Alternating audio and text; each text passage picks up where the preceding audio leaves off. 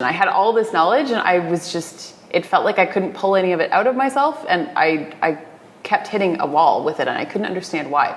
And by this point I'd launched 2 separate podcasts and people kept coming to me asking me how I'd done it. They're like, I can't even launch 1, how have you done 2? Yeah. And I just lit up when I would talk about it, and I really started to realize like this is the thing. I always, if people are unsure about what to do or talk about, I'm like, what could you talk about for 60 minutes with 0 prep and just be excited about and not have to worry about, making notes or anything? If people ask you questions, what could you just talk about? And that's sort of a really great starting point to figure out what you want to be doing. Welcome to More Than Money with your host, Ross Marais. This episode of More Than Money is brought to you by More Time Financial, a financial planning company who are on a mission to help young Australians make smarter decisions with money by providing real-life financial advice, coaching, and financial education. Welcome back to More Than Money. As always, I'm your host, Ross Marais, and on today's episode, I have a guest interview for you, and my guest name is Emily Gough, who is a Canadian podcasting coach. I first met Emily in January 2020 while I was traveling through Bali. Emily came and gave a talk at the co-working space that I was working from for the month, and from the moment I met Emily, I knew I had to have her on the podcast. If for anyone that has been listening for a little while to this podcast, you would know that we cover off on a number of topics, so travel, business, relationships, money, and Emily's story covers off on almost all of those topics. So from her changing careers multiple times, selling a house, building up her own location-independent coaching business to allow her to travel, and going through relationship ups and downs that I'm sure a number of people could relate to. So I really hope you enjoy this episode and get as much value out of listening to it as I did chatting with Emily. Hope you enjoy the show. Now, before we get started on today's episode, this is just a friendly reminder in order to keep our lawyers happy that in preparing this podcast, myself and any contributors have not taken into account any particular person's objectives, financial situation, or needs. So before acting on any of this information, you should consider its relevance to your personal circumstances, and if required, seek the assistance of a licensed professional. So my name is Emily Gough. I'm 33, we've determined, I had to think about that. And I'm a podcasting and business coach. So I teach entrepreneurs to launch podcasts and to share their stories like from a place of impact and purpose. Yeah. So pretty excited to have you on the podcast. You are, I had to double check this because I wasn't 100% sure, but you are my first international guest. So that might be actually something to give everyone some context. Where are you from? Yes, I'm from Canada. Yes, not America. Canadian. Not America, no. But I love Americans, so my best friends are Americans, so we are not hating on America. Yes, I just happen to be Canadian. I say sorry a lot, and I say a lot, apparently, I'm told. So that's how you know. So first international guest and also first international podcast recording for this one as well. Ooh, so very for anyone cool. listening, we are currently recording this in Bali, in Canggu. Yes. So I'm currently on a 1 month working holiday in Bali, and you have been here for? Off and on for 7 months. Okay. Yeah. All right, well, we'll get to that in a second, but as I said, pretty excited to have you on. I'm excited to be here. This is so much fun. we crossed paths randomly. So yes. Currently working out of a co-working space. You came and gave a talk at the co-working space about podcasting, which I obviously listened to because I wanted to try and improve this podcast. Then we realized that we worked out together that morning. Yeah, worked at the gym. And then you kindly had me on as a podcasting live coaching session on your podcast that was last so week. Much fun. So that was great. Get some insight into how I can improve things. I love doing this stuff. Obviously listened to a few of your episodes, read up a little bit more about you. We spent some time together talking and realised that you're probably a perfect guest to have on the podcast, because what you've gone through kind of ticks the boxes of, usually we have maybe one or two kind of topics on the episode, whether it's travel or business or just money. But I think your story kind of encapsulates all the 5 kind of areas that we cover on this podcast. So I'm really excited to delve a little bit deeper and find out a bit more about you and I'm pumped. You and your story. So let's do it. To maybe give a little bit more context for the listeners, what has been your career or resume to date? Ooh, that's eclectic. I have done everything from working for customer service at Walmart back when I was in high school. Yep. I did very, very brief stint of modeling. I bartended for a long time. That was kind of probably like my biggest chunk in that sort of age range, like late teens, early 20s. I bartended nightclubs and stuff all over. Then once I graduated university with a criminology degree, which makes no sense with anything else that I've done. I worked Podcasting for criminals? Yeah, seriously. I worked in the automotive industry for 11 years, kind of fell into the job by accident.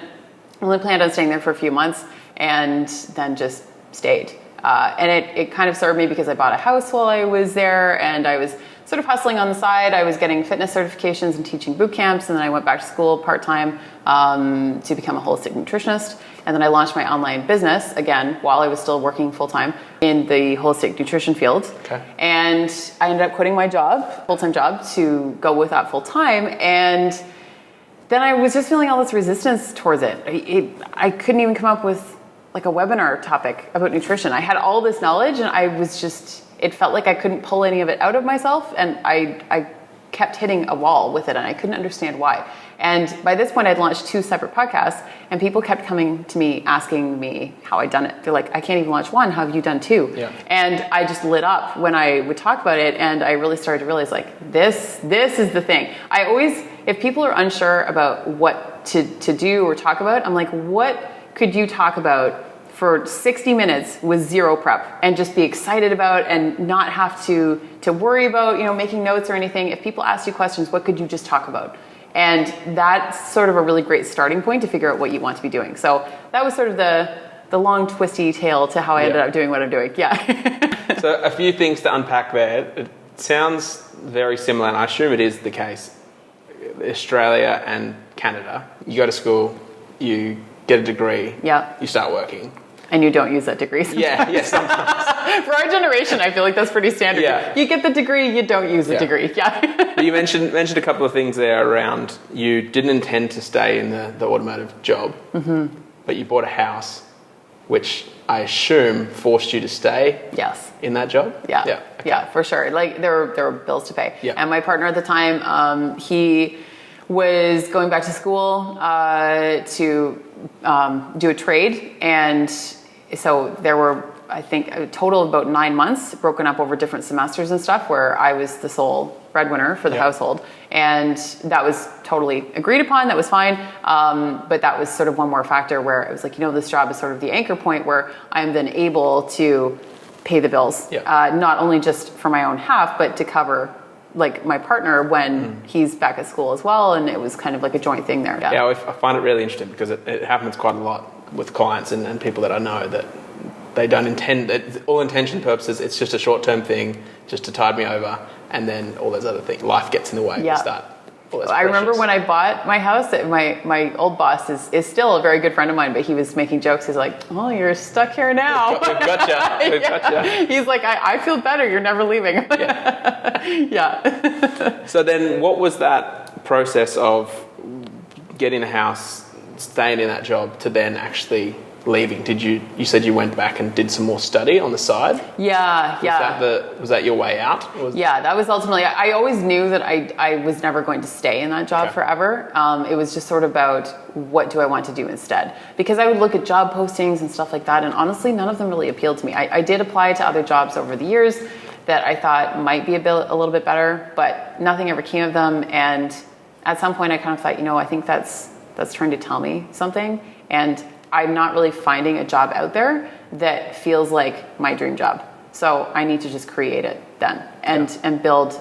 I was also coming at it from the point of lifestyle, because when I first started working full time, I remember saying to my mom, being in shock that I would be starting this job where I could only take 2 weeks off a year.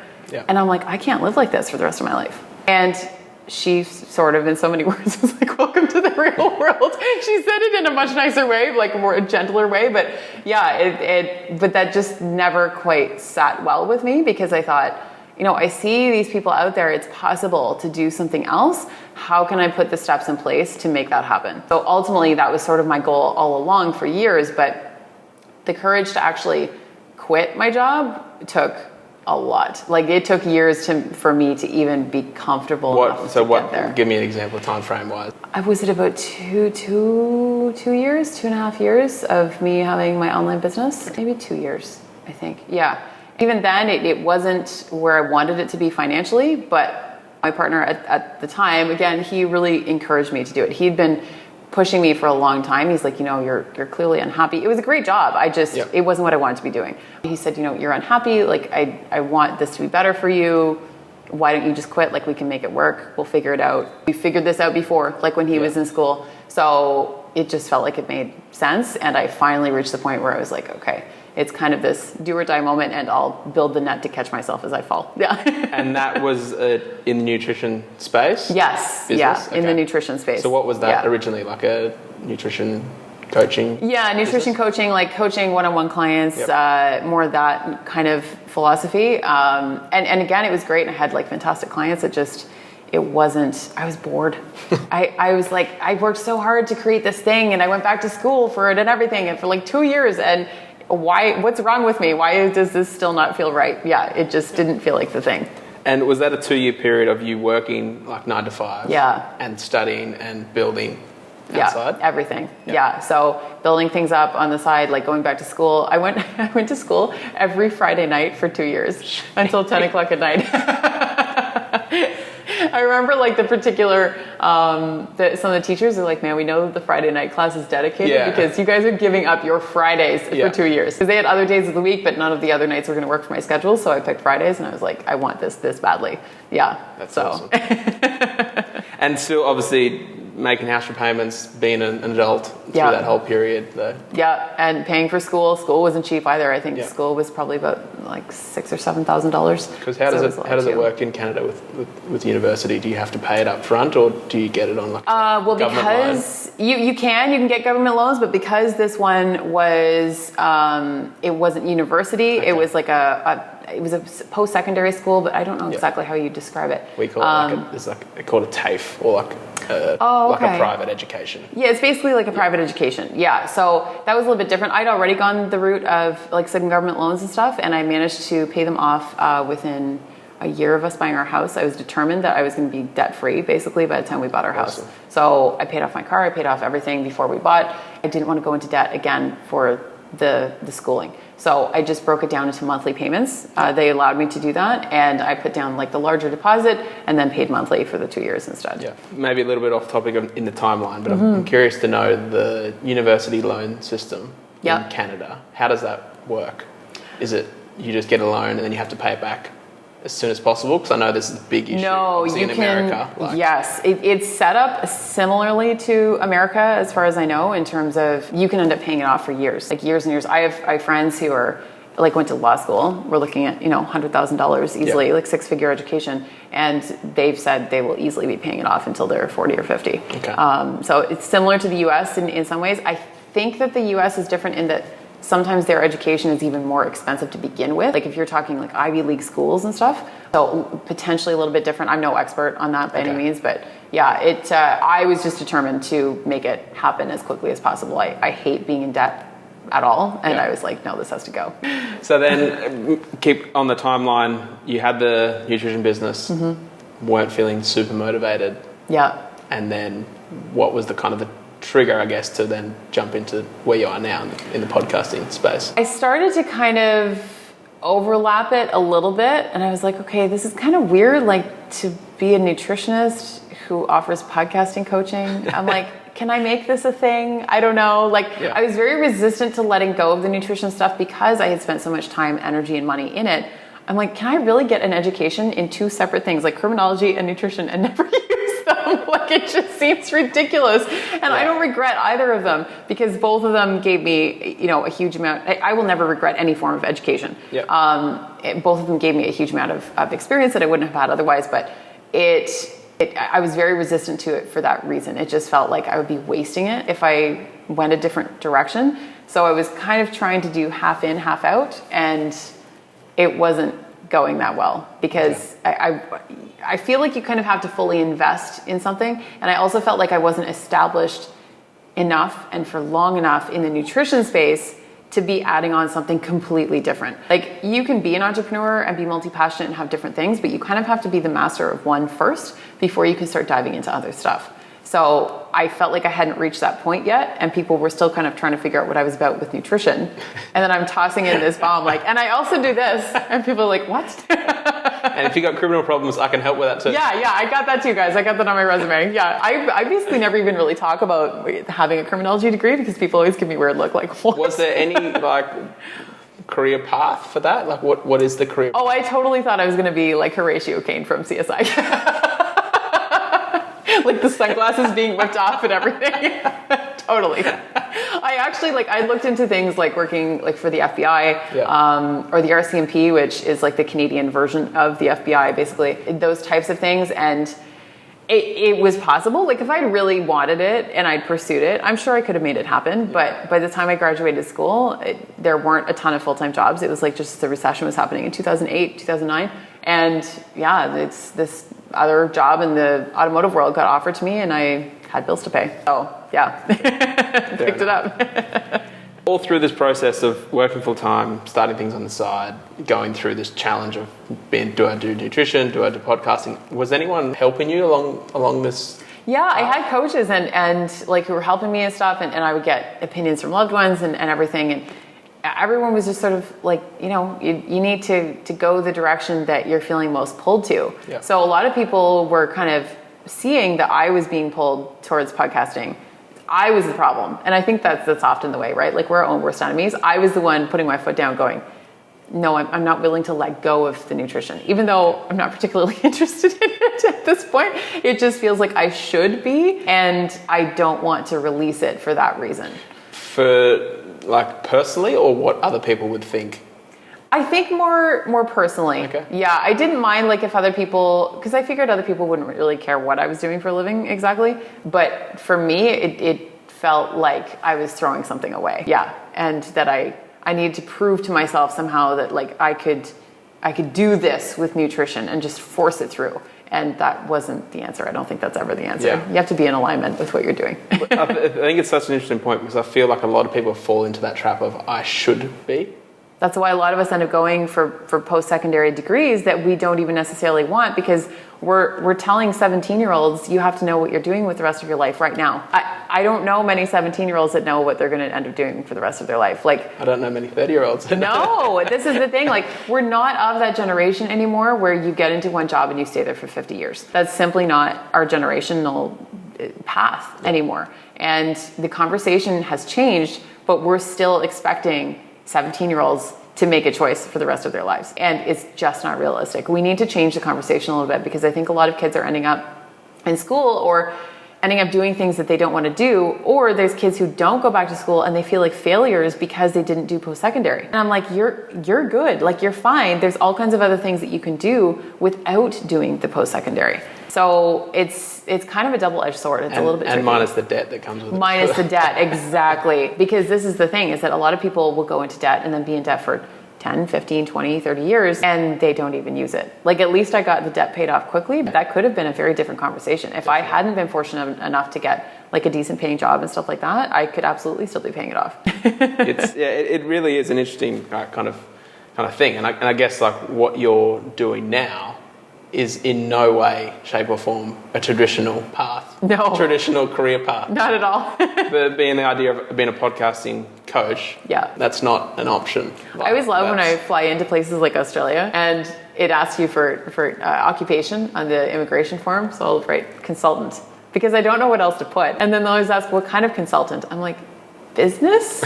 Like, because they don't understand. If I say podcasting, there are still some people who don't even know what podcasts are. Why Bali is so refreshing, because I don't have to explain what I do. People are like, what do you do? I'm like, I'm a podcasting coach. Oh, that's amazing.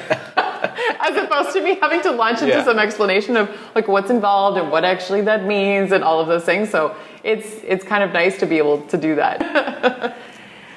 I guess the interesting part for me is to know about what was the change of, I assume you had the nutrition coaching and everything, that was all in Canada. Mm-hmm. You're based in Canada. Yeah.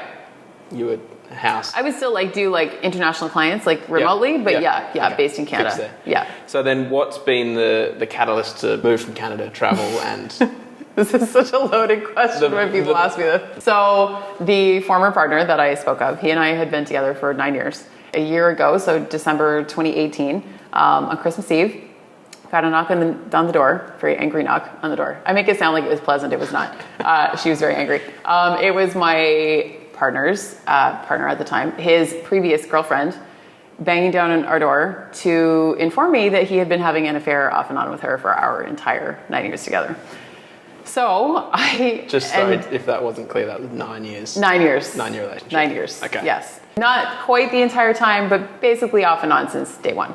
She had known about me the whole time, but I hadn't known about her. So she had been like stalking me online. There had been weird comments left that I found out were from fake accounts she had created. She'd been engaging with me under fake accounts, driving by our house. Like all things that my partner at the time knew. Yeah, so I ended the relationship. And then he and I worked together for about 6 months to do renovations on the house to get it ready for sale. We put it up for sale, and as soon as we had a buyer and I had signed all the paperwork, I'd known for months, I knew right away that I was going to end up traveling. And that we just had to get the sale in place before I could book an actual ticket. So once things were lined up, I took off to Bali before the house even closed, because I'd signed all the paperwork, I did all the things I needed to do, and there was still 2 weeks to closing date, and I'm like, I'm out. So I left. It had become such a toxic environment because... No shit. Yeah. And like a lot of the things that I had found out afterwards, like the secret house that he had 170 meters from our driveway, that I would be walking by every day, I had to leave. That there was so much dark energy there for me that I'll never live there again. I'll never live in that city again either. I went back at Christmas. Yeah, I went back at Christmas and you know, the first time was always going to be the hardest time, and it kind of brought up a lot of sort of trauma, but overall it was a really positive visit. I feel better about going back and visiting now, but I will never live there again. Yeah, that's just... except I do have like family and friends, so I'll stay there for short periods, but I'll never actually like live there again. Okay. Yeah. A few things to unpack from... Just a few. Should we turn this into a therapy session? Not in related, we can get to the money side of it, because I'm interested to know about that, obviously. But just probably from an interest, I've had quite a few friends go through breakups and affairs and split ups and things like that. I'm always interested to know, and you mentioned it, that the partner knew his partner. Yeah, the other woman. The side partner. She knew about you. Yeah. So was he dating her previously, before you? Yeah, so they had dated for several years before he and I started dating. And you did. And I knew about that. Okay. Gotcha. I was like, I had even met her several times at like company Christmas parties and stuff. What I want to make clear about this is that this is not a situation where everybody knew except for me. Like, other than her, everyone was shocked by this, to the point where I actually had some moments of panic initially, because some of the people close to me that I told actually didn't believe me. And I started having these moments of panic of, oh my God, like he's going to get away with this, and people are going to think that I'm crazy and that I'm just lying and that I'm making it up. And eventually, like relatively quickly, that turned around and people started to figure out like, no, this is very real. There was definitely some panic there. I'm like, oh my goodness. Yeah. Like, especially because I'm almost honest to a fault, like borderline blunt. You and I discussed that before our coaching call. I was kind of like, you know, I'm going to give you blunt answers because that's who I am. I don't really beat around the bush. I don't try and make people feel one way when I actually feel a different way. All of those things. So to find out that I had essentially been living a lie threw me into a bit of an identity crisis. I'm sure. Because I didn't I'm like, this is not who I am. This is not how I identify. Yep. And yet I've apparently been living a lie and didn't even know it. So that was a really distressing piece of the puzzle. Yeah. Because the first thing that comes to mind is you're talking about not using your criminal degree. Was there any of the... Do you know how many people made jokes about that? They're like, this is why you went to school for criminology and you missed all the signs. Yeah, looking back, I can see some things that were sketchy. Yeah. This is the thing, like hindsight is always 20/20. Yeah, there were, most definitely. Even though everyone else was shocked, there were also a handful of things that only I was privy to as his partner, that looking back, I'm like, yeah, those were red flags, but they were also things that he explained in a way that that could have been a reasonable explanation too. They say love is blind, right? Like we believe what we want to believe. And he did not behave like someone who's capable of doing all of these other things. Well, this is the thing I'm always fascinated about, like the fact that the other partner knew, you didn't. The secrecy and the planning that would have to go into something like this. And again, you're obviously not alone in these things happening, unfortunately, but you talked about having two phones before to record. Two phones, like two emails. Like you had two houses? Yeah, two houses. Obviously, I get to see people's bank records and transactions and things, and obviously can piece a few things together. But like the level of detail that you'd have to go into try and keep something like that. And like he didn't own it, but a close friend, a close family member of his did, and he had access to it. We would walk by this house every day, and we noticed a few years earlier when it had been purchased, and we saw all the renovations being done. And he was a handy guy, and like I am semi handy too. So we would talk about some of the renovations that were being done, and it turned out that he was the one doing the renovations. Like it was that kind of stuff where he didn't I'm just going to help. I feel like getting my hands dirty for the weekend. I might go and help. Yeah. And he would hide his vehicle in the garage so that I couldn't see it. And I would literally walk by that house every single day. Because it was so close. It was the route I would take every single day to walk. Yeah. It's just, I like to make jokes, and this is true, that you know how your iPhone shows the little most recently used emojis? Yeah. One of my most used ones in 2019 was the little head exploding one. That's truth. Yeah. Understandable. Yeah. Well, I'm sure we could spend a whole 2 hours talking about the in-depths of that scenario. But as I said, I'm curious to know about the financial side. Obviously, 9 years together is a long time. Yeah. I'm assuming you would have had shared bank accounts. Yes. You purchased a house together. I assume your financial relationship would have been absolutely fully entwined. Yeah. So we always both kept our own separate accounts as well. So our pays every other week and whatever were both deposited into our separate accounts. Yep. And then we would deposit an equal 50-50 share into our joint account that was pre-agreed upon every other week. Yeah, like that, everything was then paid for out of that account. So I was always in charge of the finances. So all he had to do was transfer money, and then we would discuss it. Obviously, I'd be like, these are the bills this month and whatever. I always made sure from the very beginning that we did accelerated biweekly payments for our mortgage, and that we were also from day one paying more than we needed to. So we weren't just paying the minimum amount. Even when each of us were in school at separate times, I made sure to maintain that. I think we had to lower it a little bit at one point when things got a little bit tight, but we still were paying more than we needed to. Yeah, I took care of paying all the household bills and all of that stuff, but he, like I said before, I covered all the costs when he was in school for close to a year, off and on. And then when I was in school, I still did my 50% share because I was still working full time, but then he really encouraged me to quit my job. I really appreciated that kind of support because it meant a lot, and I would never have felt comfortable leaving that job if it hadn't been for having a partner that was very supportive about that. So when it came down to it, I made the leap. One of my biggest fears left over from my parents' divorce as a teenager was an uneven division of finances, because I never wanted to be dependent on a man financially. I never wanted to be dependent on anyone financially, but especially a man, no offense. And I think it's acceptable in this scenario. I'll give you that one. And that was a big part of me feeling very nervous about taking the leap, because I'm like, if I don't make the money right away and I do have to depend on him, am I comfortable with that? Yeah. Well, we'd already been together for nearly 9 years. We were on the verge of getting married. We were starting talking about having a family. I'm like, at what other point am I going to be able to trust a man enough to accept that help that is being offered to me? So I accepted that help, and then it was 6 months later I found out that this was the case. There'd kind of been a lot of emotional distress in those last 6 months, because he kept disappearing for long periods, like kind of almost bailed on multiple trips that we were supposed to be doing. Like all these different things kept happening, and I couldn't understand why it was happening, but it was throwing me into such a tailspin that I was having trouble working.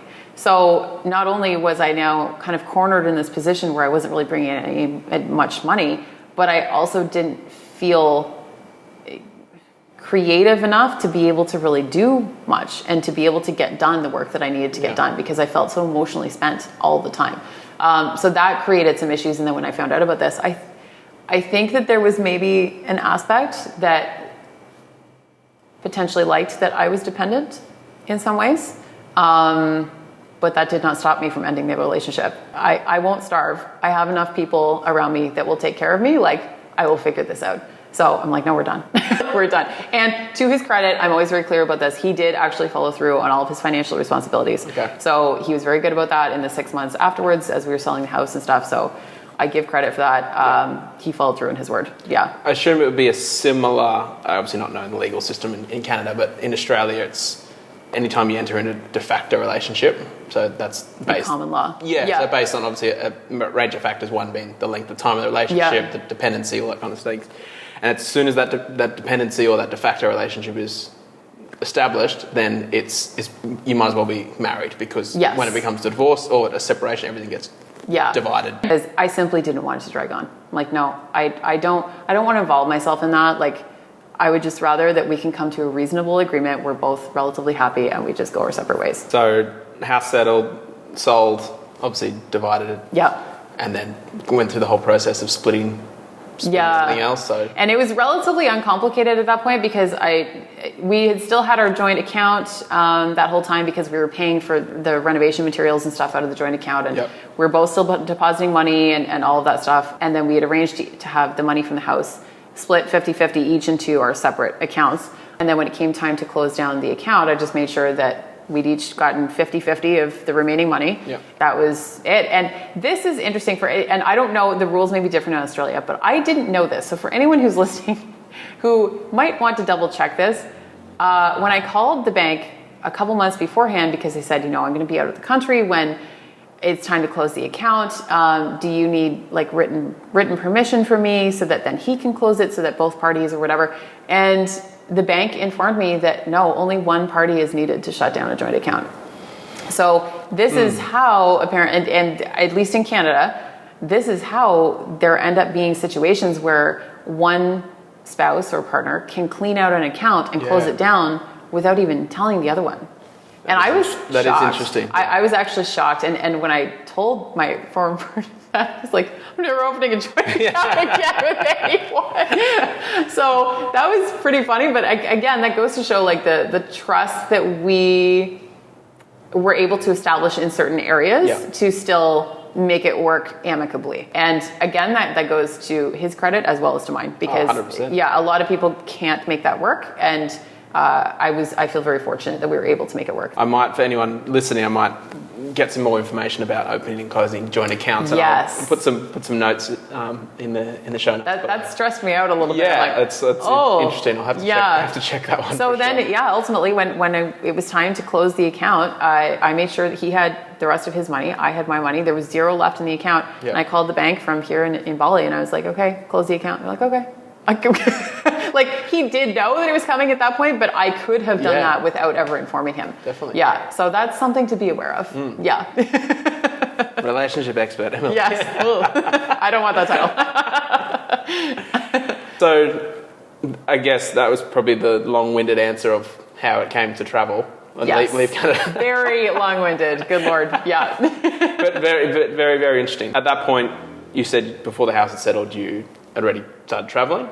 So I got to Bali about 2 weeks before the new owners actually got the keys. Everything was settled, like paperwork wise. It was just a matter of just actually hitting our closing date. So I guess moving towards the travel component of your story, had you traveled much previous to this? I had not as much as I had wanted to, but I backpacked around Europe by myself for a month back when I was 21, I think. 21. And I had gone to Europe again for a few weeks with my former partner a few years ago. I'd definitely been a few different places, like down south, North America, down south, not Australia, down south. I'd been, to a few places in Canada, the US, but I always knew that I had a lot more traveling that I wanted to do. And why Bali? What was the pull there? I ask other people this question sometimes too, and I felt pulled. I don't know how else to explain it. I feel like people just look at me and they're like, oh, it was like eat, pray, love bullshit, like whatever. Totally possible. But yeah, I don't know. I just felt pulled here. I had originally planned on coming here last year anyway with him. Had you been here before? No, I'd never been here before, but I had wanted to come here, and we had talked about planning this trip to come here together. And then I was kind of like, well, I'm still going anyway. So then I just planned a totally different trip. I was going to stay in Bali for about 6 weeks and then do a little bit of Australia and then like drive around New Zealand, then fly over to Hawaii, then California, go up the California coast to Vancouver. But I got here and I loved it so much I didn't actually want to leave because I developed a community here so quickly that I just felt very at home and very comfortable here. And the other part was that doing all of this, traveling with like road trips and stuff, like long stretches of road trips around New Zealand and all of that, it was going to be exhausting. And I started to look at kind of the reality of it, and it was going to take a huge amount of energy to not only plan that, but you know, where's a good Wi-Fi spot? Where do I eat next? Where am I sleeping tonight? Like it was just going to be a lot. And I want to do all kinds of hikes and stuff where potentially more remote areas where it's probably not the best idea to go alone. Like I don't have like a problem with it, but it's probably not ideal. Sure. So I also didn't think I was going to be able to get any work done. With expending energy and all of these other things, I'm like, I don't know if I can actually even get any work done, and that's not okay either. So Bali just seemed like the right place to just park myself to get done what I need to get done. And like the networking here is just ridiculous. I always tell people networking in Bali is an introvert's dream because you don't even have to do anything and you randomly end up like being connected with more people than you even know what to do with without even having to expend the energy. Well, like I'm quite extroverted, so I found it like amazing that. So it's incredible to say it from an introvert's perspective. I feel it because, in fairness, I am like an outgoing introvert, so I think there are like more kind of like shy introverts that maybe would find it a little bit more draining. But I find it so easy to connect with people here without having to fully put myself out there. Like it's... Well, yeah, I find because obviously not everyone, but obviously there's a lot of expats here, so everyone's here for a purpose. Like there's... And everyone's very social. Yeah. Like, you know, I find back in Canada, you aren't nearly as likely to run into people and then the first thing they'll say is, hey, want to grab breakfast? Hey, want to go for coffee? You know, we kind of have to work up to that. Yeah. Here, it's sort of expected. Like, you meet at the gym, you're like, oh, are we going for breakfast? It's just, it's totally standard here. Yeah. I'm always curious to know because obviously for a lot of Australians, Bali tends to be like a second home because it's obviously quite close. It's relatively cheap. I'm sure it's obviously cheaper for you guys. But I'm always interested in like, how did Canadians find out about this little island? I feel like... Honestly, I hate to say this. Well, other than like the Eat, Pray, Love thing, like literally, I think that is part of it. That kind of put Bali on the map. Okay. What was that? 15 years ago. But I think that a lot of it is Instagram too. Like I've actually done a podcast episode before on sustainability and how the Instagram travel situation is actually starting to wreck some areas because you'll see these influencers with hundreds of thousands of followers and they'll post not just Bali or wherever they are, but like very specific locations on the island or wherever it is that they are. And then those places end up being overrun by tourists and it's kind of a problem. And here I am. So influenced. Yeah. Oh, let's not call me an influencer. No, I'm not an influencer. You were influenced. I was influenced. Yes. Yeah. But you just see so many beautiful photos and cost effective for sure. Yeah. Like that definitely plays a role too. And I didn't even expect to develop the kind of community that I have here. Like I'll walk down the street, like you saw me the other day, and you're like, that's so common. Like how do people know me here? Like, how did this happen? I didn't even try to do this. Really interesting. Yeah. So you've been. When was that? How long ago did you get? So July of 2019. So about what is that? 7 months, I guess. Months? Yeah, about 7 months ago. Okay. Yeah. And I haven't been here all the way through. Okay. Yeah. So I did go to Australia a couple times. Spent like a week in Sydney, Manly Beach, that type of area. I went to Hawaii for a couple weeks at one point. Yeah, so I've been in and out a little bit, but and then I went back to Canada for Christmas for 3 or 4 weeks. Okay.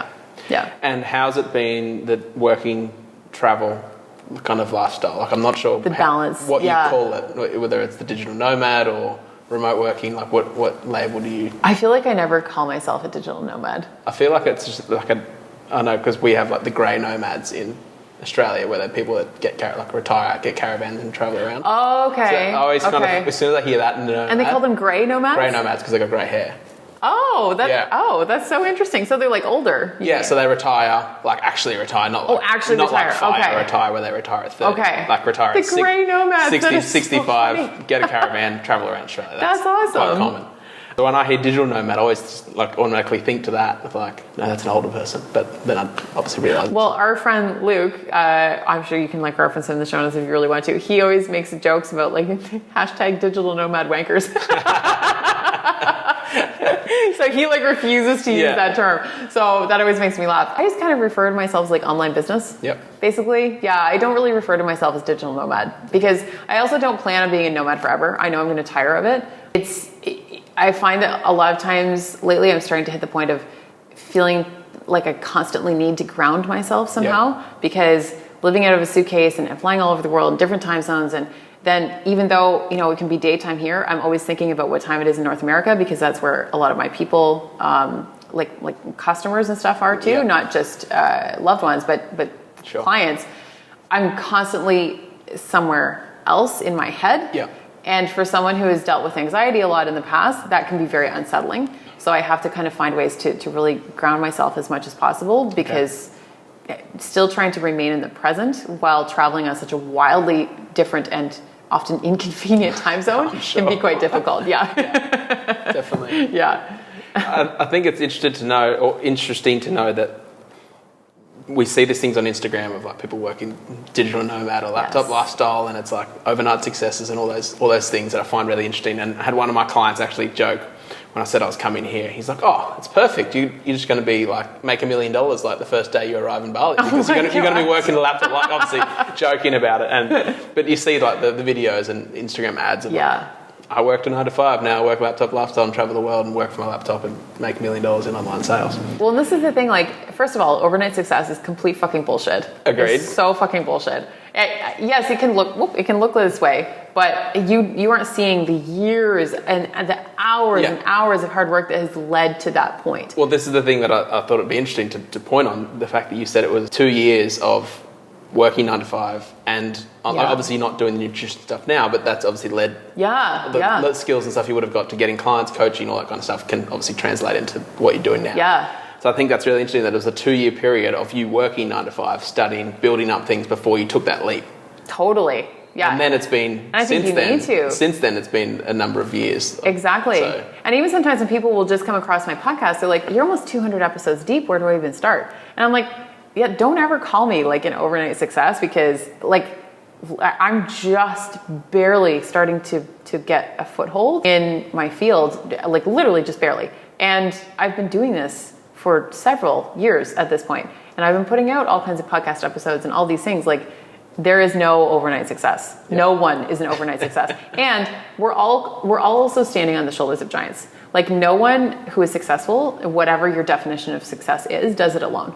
We're all being helped by other people, you know, surrounded by either loved ones or just like some sort of support or some sort of network who has helped us to get where we are, even just individual people in our lives who have helped to put us on the map, whatever map that is. And I never want anyone to be fooled thinking like, oh yeah, they did that by themselves. No one does anything by themselves. I think that's an important reminder. Well, what do you think the biggest benefits or the biggest advantages that you like about the travel, working remotely lifestyle at the moment?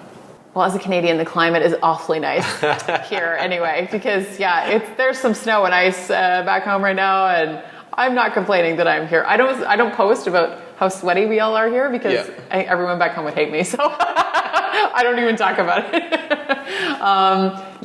There's you know, the basic things like climate and stuff like that that are so beneficial. Getting to meet new people, because I find whenever you're traveling, not just in like the networking haven of Bali, but in general, whenever you're traveling, people are more likely to want to connect and to ask questions and to actually like get to know you on a deeper level. Yeah. Whereas when we're all kind of entrenched in our lives back home, I think we never bother. We're just so in routine that we never bother like going outside of that. And we have our set people and our set habits and we never deviate from it. So that's always a benefit of travel for sure. And just getting to see new locations and being able to, you know, go jump in the pool as a midday work break, right? Like that's just, it's just fun that you get to do that. But there are downsides. There are absolutely downsides, like kind of feeling like you don't quite belong anywhere and always being on the move and adjusting to different time zones and not being surrounded by your own stuff as well. That can be very unsettling. I think you said the other day that you're here with a backpack and you've got a few things in storage, but like that's it. That's your possessions. Yeah, because that was basically when we sold our house, I gave him all of the furniture, everything. And I got rid of almost everything. I kept some kitchen stuff because I like to cook, and like clothes. And that's essentially it. Like I got rid of almost everything else. Yeah. And it made the most sense because I didn't want to store a bunch of things. And I also just felt really strongly that I needed to create a whole new life completely separate from all of the stuff that I had before. And I've always been a bit of a minimalist anyway, but traveling also really teaches you very quickly how little you require to be happy, like in terms of material possessions. Yeah. 100%. Yeah. And I think especially being a place here as well, like obviously third world country, you see the locals of how happy they are. Yes. And they've got nothing. Especially the Balinese. They're the most lovely people. Definitely. Yeah, and they're so happy, and they have next to nothing. They have like just a shirt on their back practically. It's incredible. Yeah, we can all use that reminder, especially in more developed countries, I think. 100%. So I know we're wrapping up and we've got coming towards the end of this, so I'll try and ask kind of some money questions of all guests. Sure. Always preempted to say that if you don't feel comfortable answering, you can pass, because I know money's an interesting topic. How has your beliefs or behaviours changed about money as you've got older, or have they changed? I think they've definitely changed. I think I always saw money as something that was very difficult to hold on to, and this is an ongoing thing. Like changing my money mindset is still like very much an ongoing thing, but I think dipping into the entrepreneurial world, I've also learned a lot around more like abundance around money as opposed to scarcity. And when you approach everything with a scarcity mindset and holding on to like every penny without ever letting any of it go, you have to some degree give it to get it back. And that goes for a lot of things in life. That's like kindness and stuff too. Yeah. Like sometimes you have to give to get back. And you aren't even necessarily giving with the intention of getting back, but you have to release it a little bit, because money is kind of an energetic thing. And it does affect so many different aspects of our lives. I think that we're always going to be in a constant state of learning about it. And also just really breaking down things that I kind of picked up along the way in childhood about money that I'm now just realizing those are stories that I've held on to, and I have to like undo those a little bit. Yeah, and we all have those things. Yeah, we call it the money story. Like yes, the money story. Everyone has your individual money story that exactly influences. If like I'm sure from a psychological point of view, like if you don't address it, come to the bottom of it, it's going to slowly come back to haunt you at some stage. Yes, exactly. Just around like the entrepreneurial kind of lifestyle or mindset of abundance and scarcity, I'm always interested to know of someone that works a 9 to 5 where I can kind of see that scarcity, but they have to come to work every single day. They only kind of see it, that paycheck. Yeah. So it's like they only see that set paycheck coming in, whereas when you start working for yourself, like you said, you might take on 10 clients in 1 week, hypothetically, and you've got all this money come in that the next week it's obviously a lot less. And I think it's always interesting because you start to, especially from I've seen as well, that you start to realise how big of these opportunities are to being on like what you do. Yeah. That you created yourself, obviously through lots of hard work, but it's like you created that for yourself. Like those are those opportunities that are available, that are out there. So it's like you start to... And like planting the seeds too. Like trusting that planting the seeds will end up paying you back at some point down the line. Yeah. And that's a really big trust game, because you can be putting a lot out there and not seeing the financial return right away. And it's very difficult and it can be frustrating. I still go through moments of this, like, what the fuck? Like I put so much out, when is it going to pay off? Yeah. And between that and then I think the other big difference with entrepreneurs is investing in yourself. I think that a lot of people who just focus on more the kind of 9 to 5 like corporate hustle mindset, they aren't nearly as willing to part with money that involves like fully investing in themselves and paying, thousands of dollars for coaching and stuff like that. And that's been a really big adjustment for me, because I'm like, I would rather at this stage in the game, rather than put down, however much money for another university degree. I would rather invest fully like in me and my own abilities and trust that I don't need a certain number of letters after my name to be successful. So what can I do to invest in myself that doesn't have to involve the letters after the name? Yeah. And sometimes that means putting down thousands of dollars, but I end up getting so much out of it from coaching and coaches that I think it's valuable for me personally. What do you know about money and finances now that you'd wish you'd been told earlier on in life?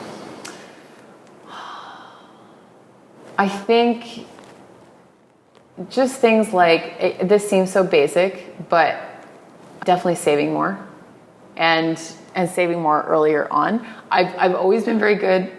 I was always very good at paying off debt, but I wasn't necessarily as good at then paying off the debt and then actually saving more, right? So if I had a very clear, specific goal, like buying a house or something like that, I saved for that like crazy. But then I think it's hard sometimes as young people to think about retirement because it seems like such an abstract concept that it's like, well, what am I saving for? You know, you almost need to dangle the carrot in front of yourself, like, oh, that trip to Bali, and then you can save for that, and that seems like much easier. But when it's something like saving for retirement, it seems so far away in a lot of ways that it can be more difficult to save for. So I feel like that's something that I've definitely like shifted on. Yeah. Saving money is good. Yes. Saving money is good, and not necessarily just for like the one very specific material object or whatever. Well, I think it's been really interesting to see, like obviously that's what I do with clients is trying to help them to build up savings. But I think it's the opportunities that you get by having money in the bank,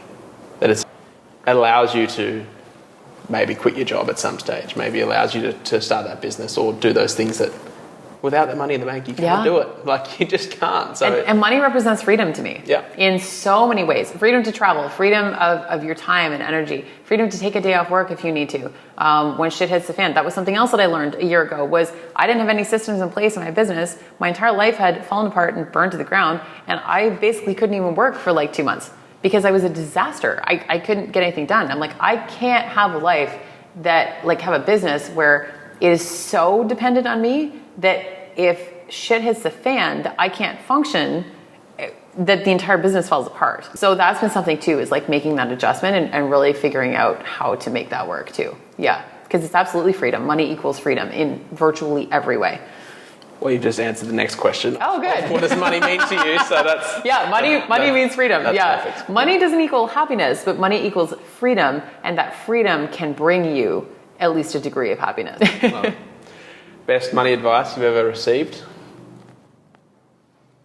I think honestly investing in yourself. Yep. Yeah. I feel like I'm like repeating answers here, but there have been some times where I've been on the fence about certain coaching or coaches, and there have been people close to me that are like, invest in yourself. Like trust yourself enough to know that you will end up making it back eventually, and just take the leap. Yeah. Love it. Final question. Tomorrow you wake up, you won $1 million. What's the first thing you do, and what's the first thing you buy? Ooh. I think the first thing I would do is retire my mom. And then I would probably dump a lot of it into savings. That's probably a boring answer, but like, I have to buy something. If I'm going to buy something, there's a BMW racing course that I really want to do. It's like a weekend like driving experience in Germany.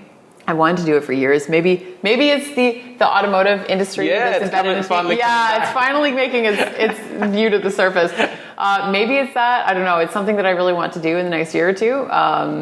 And the one thing is, I think I have to learn how to drive a stick first.